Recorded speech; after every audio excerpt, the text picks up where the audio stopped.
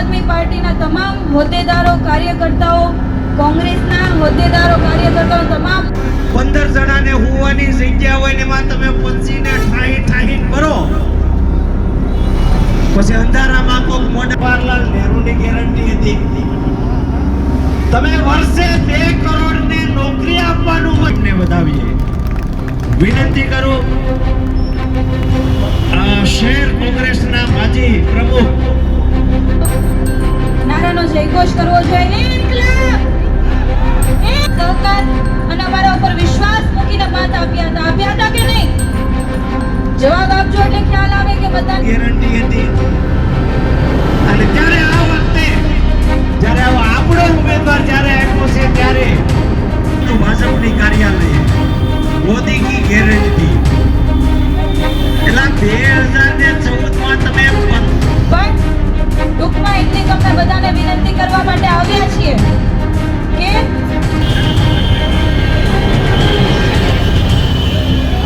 ગણેશભાઈ ધાનાણી ને ગોપાલભાઈ ઇટાલિયા અહીંયા ઉપસ્થિત આગળ વધારતા આપણો ઉમેદવાર એ જ્યારે લોકોની વચ્ચે રહેનારો ઉમેદવાર નિલેશભાઈ કુંભાણી આપણને મળ્યા છે. અમ વીતી તમ વીતશે ધીરે બાપુડી જા. કોંગ્રેસના બહુ દાંત કાઢતા હતા બધા.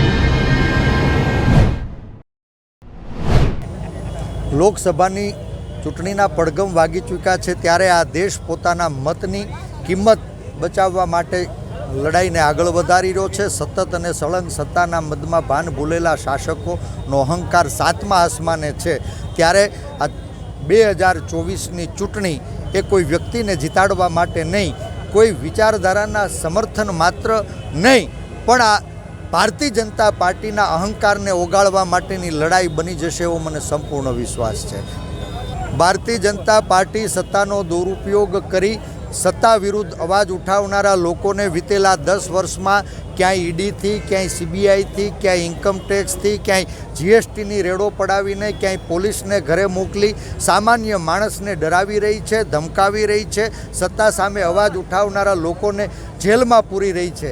ત્યારે અનાયાસે આજે સુરતની અંદર ગોપીન ફાર્મમાં કેટલાય ધનાઢ્યપતિઓએ સત્તાના અહંકારને સલામ મારવા જવું પડ્યું અને બીજી બાજુ આ સુદામા ચોકની ઝૂંપડીએ સરકારથી પીડિત મંદી, મોંઘવારી અને બેરોજગારીના દલદલમાં ફસાયેલા કેટલાય લોકો વિપક્ષની પાસે અપેક્ષા લઈ અને એકઠા થયા છે. મને સંપૂર્ણ વિશ્વાસ છે કે આ ધનાઢ્યપતિઓએ ઈડી, સીબીઆઈ, ઇન્કમટેક્સ કે જીએસટીથી ડરીને ભલે ગોપીન ફાર્મમાં રાહડા લેવા પડે પણ સુરતનો સામાન્ય માણસ જન આ લડાઈને આગળ ધપાવશે. મંદી, મોંઘવારી, બેરોજગારી, અત્યાચાર, ભ્રષ્ટાચાર, વ્યાંજકવાદ, ફી માફિયા, જમીન માફિયા, દારૂ માફિયા, ડ્રગ્સ માફિયાઓના હપ્તા ઉઘરાવનારા લોકો એને સબક શીખવાડવા માટે 7મી મેએ મતદાન કરશે. ગુજરાતમાં હવે ભારતીય જનતા પાર્ટીની અસલિયત ઓળખાઈ ગઈ છે. માત્ર ખુરશીના સ્વાર્થ માટે સરદાર પટેલ સ્ટેડિયમના પાર્ટીએથી જે પોતાના બાપના નામ ભૂહાવી નાખે, એના પોખણા ન હોય એને પરચો આપવો જોઈએ એવો સુરતનો સામાન્ય માણસ એનો અવાજ ઉઠ્યો છે. અને એટલે મેં આજ આ સુદામા ચોકના પાદરમાંથી સૌરાષ્ટ્રને, સમગ્ર ગુજરાતને વિનંતી કરી છે કે આ 2024ની ચૂંટણીમાં અહીં સરદારના સ્વાભિમાનના રક્ષણ કાજે જે અસલી હોય એ આ વખત ભાજપને ઠોકી નાખજો અને જે નકલી હોય એ ઊભા થઈને બધાય કમલમે જાજો. ભાજપ ભ્રષ્ટાચારી રીત રસમોથી કમાયેલા કાળા ધનથી વિપક્ષના નેતાઓને ખરીદવાનો પ્રયાસ કરી રહી છે. વિપક્ષના નેતાઓને નહીં, સામાન્ય માણસના અવાજને દબાવવાનો પ્રયાસ કરી રહી છે. ભારતીય જનતા પાર્ટીએ વિતેલા 15 વર્ષમાં કેટલાય મોટા માથાઓને ભારતીય જનતા પાર્ટીમાં ભેળવા છતાં સત્તાની ભૂખ ન ભાંગી. હમણાં જ ભરતી મેળો કરી 60,000 જેટલા વિપક્ષના કાર્યકર્તાઓ જે જનતાનો અવાજ ઉઠાવતા હતા એને કમલમના કાર્યાલયે ડરાવી, દબડાવી, લલચાવી, ફોસલાવીને લઈ જવામાં આવ્યા. કેસરી ફટકો ગળે નાખી અને એની જબાન ઉપર તાળું મારવામાં આવ્યું. ભારતીય જનતા પાર્ટીના મનમાં એ અહંકાર છે કે આ લોકોનો અવાજ બનનારા લોકોને અમે ખરીદી લઈશું, પછી જનતા જશે ક્યાં? પણ 24ની ચૂંટણીમાં દેશની જનતાએ મન બનાવી લીધું છે આ વખત 24ની ચૂંટણી 7મી મેએ સામાન્ય માણસ મત દેવા જાહે ત્યારે ત્રાજવામાં એક તરફ વટલાયેલા નેતાઓ છે અને બીજી બાજુ સત્તાથી કચડાયેલી જનતા. મને આ લડાઈ વટલાયેલા નેતાઓ વિરુદ્ધ ભારતીય જનતા પાર્ટીની વિફળ નીતિઓથી ત્રસ્ત જનતાની છે.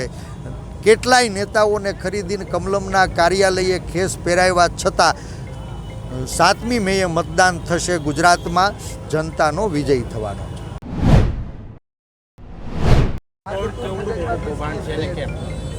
ઇલેક્ટોરલ બોન્ડ જે છે એ દેશના ઇતિહાસનું સૌથી મોટું કૌભાંડ છે એટલા માટે કે ઇલેક્ટોરલ બોન્ડમાં ચંદા લો ચંદા દો ધંધા લો નામની પોલિસી અમલમાં આવી. દેશની માણસોને જરૂર પડતી દવા જે છે માણસના માટે ઉપયોગમાં લેવાતી દવા બનાવતી કેટલી બધી મહત્ત્વની કંપનીઓએ ભાજપને 800 કરોડ કરતાં પણ વધુ રૂપિયાનું ઇલેક્ટોરલ બોન્ડ આપ્યા. એના બદલામાં ભાજપે હલકી ગુણવત્તાની નબળી ગુણવત્તાની દવા બનાવવાની બેફામ છૂટ આપી. આવી દવાઓ દેશના ખૂણે ખૂણે મેડિકલ સ્ટોરમાં ફેલાઈ ગઈ અને આવી દવાઓ લેવાથી આપણે જોઈએ છે કે વારે તહેવારે છાશવારે નાની નાની ઉંમરના છોકરાઓ યુવાનો યુવતીઓના હાર્ટ એટેકથી મરતા આપણે સીસીટીવી જોયા છે.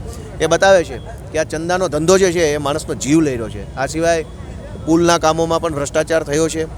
જે કંપનીઓએ 300-400 કરોડ રૂપિયાનું નુકસાન બતાવ્યું છે કંપનીના પોતાના ચોપડે કે 300 કરોડનું નુકસાન છે, એ કંપની 500 કરોડ રૂપિયાનો ચંદો 500 કરોડ રૂપિયાનું ફંડ ભાજપને આપ્યું છે. આમ આખા દેશની અંદર આજે જ જાહેર થયું કે મહારાષ્ટ્રમાંથી દારૂ બનાવતી એક કંપનીએ ભાજપને ચૂંટણી ફંડ આપ્યું. તેના બદલામાં ભાજપે 117 કરોડ રૂપિયાની એની જકાત જે છે ટેક્સ છે દારૂ બનાવવાનો એ માફ કરી દીધો. આમ જનતાના પૈસાથી જનતાની એક બાઇકની લોન માફ નથી થતી, પણ કરોડો રૂપિયાના ચૂંટણી ફંડ લઈ અને ભાજપે પોતાના મળતિયાઓને ટેક્સ માફ કર્યા છે. આ ભારત દેશનું સૌથી મોટું કૌભાંડ છે.